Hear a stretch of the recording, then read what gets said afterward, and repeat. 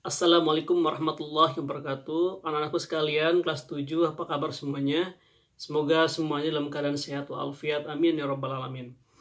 Innal hamdalillahi nahmaduhu wa nasta'inuhu wa nastaghfiruh wa na'udzu billahi min syururi anfusina min sayyiati a'malina. May yahdihillahu fala mudilla lahu wa may yudlil fala hadiya lahu. Asyhadu an la ilaha illallah wahdahu la syarika lahu wa asyhadu anna Muhammadan abduhu wa rasuluhu la nabiyya ba'da. Segala puji bagi Allah, Alhamdulillah pada kesempatan ini kita masih diberikan kesempatan untuk terus menuntut ilmu. Salawat dan salam mudah-mudahan selalu tercurahkan kepada junjungan Nabi besar kita, Nabi Muhammad SAW, suri tauladan kita semuanya. Anak sekalian, Alhamdulillah kita telah melaksanakan ujian tengah semester dengan baik. Mudah-mudahan ke depan kalian bisa jadi lebih baik di dalam ujian akhir semester nanti. Amin ya rabbal alamin. Nah, sekalian, untuk kesempatan ini kita akan membahas mengenai pemahaman apa itu yang dimaksud dengan konstitusi. Sekalian, pernahkah kalian mendengar kata konstitusi dan tahukah kalian arti konstitusi itu seperti apa? Nah, untuk itu tolong disimak dengan sebaik mungkin. Nah, anakku sekalian, insya Allah kita akan membahas mengenai pengertian dari konstitusi. Nah, di bab 3 ini secara umum pembahasannya itu perumusan dan pengesahan Undang-Undang Negara Republik Indonesia tahun 1945. Di pertemuan yang pertama kali ini, kita akan membahas mengenai perumusan dan pengesahan Undang-Undang Negara Republik Indonesia tahun 1945. Cakupannya yaitu pertama, mengenai pengertian konstitusi. Yang kedua, bentuk-bentuk konstitusi. Yang ketiga, Indonesia dan konstitusionalisme.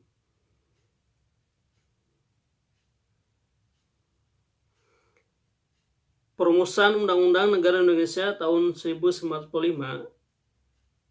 Yang pertama itu pengertian konstitusi.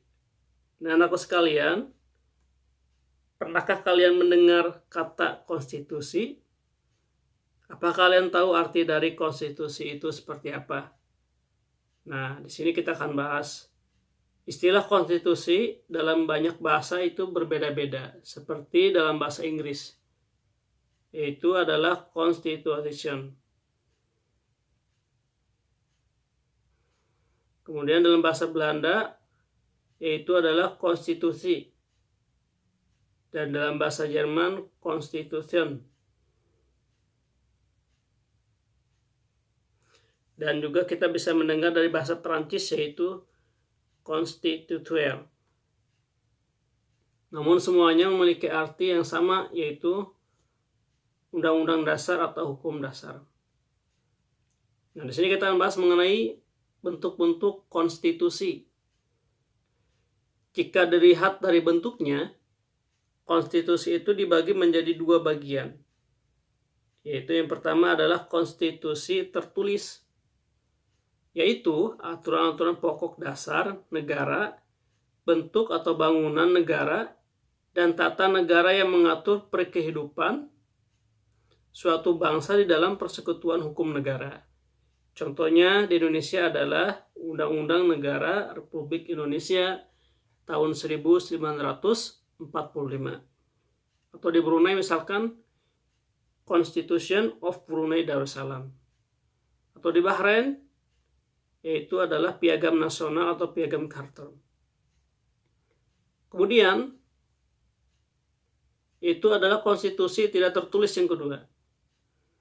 Disebut juga konvensi, yaitu kebiasaan ketatanegaraan yang sering dilakukan dalam sebuah negara.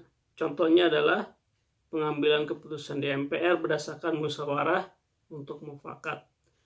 Pidato Presiden setiap tanggal 16 Agustus di depan sidang paripurna DPR. Kemudian, sebelum MPR bersidang, Presiden telah menyiapkan rancangan bahan-bahan untuk sidang umum MPR yang akan dilaksanakan. Indonesia dan konstitusionalisme. Menurut E.C.S. Swede, Undang-Undang Dasar adalah naskah yang memaparkan rangka-rangka dan tugas-tugas pokok dari badan-badan pemerintahan suatu negara dan menentukan pokok-pokok cara kerja dari badan-badan tersebut. Kemudian menurut Miriam Budiarjo, di negara yang menganut paham demokrasi, Undang-Undang Dasar mempunyai fungsi yang khas, yaitu membatasi kekuasaan pemerintah agar menyelenggarakan kekuasaan tidak bersifat sewenang-wenang. Dengan demikian diharapkan hak-hak warga negara akan lebih terlindungi. Gagasannya disebut dengan konstitusionalisme. Kemudian juga ada Khairul Anwar. Menurut Khairul Anwar, arti konstitusi adalah fundamental law tentang pemerintahan suatu negara dari nilai-nilai fundamentalnya.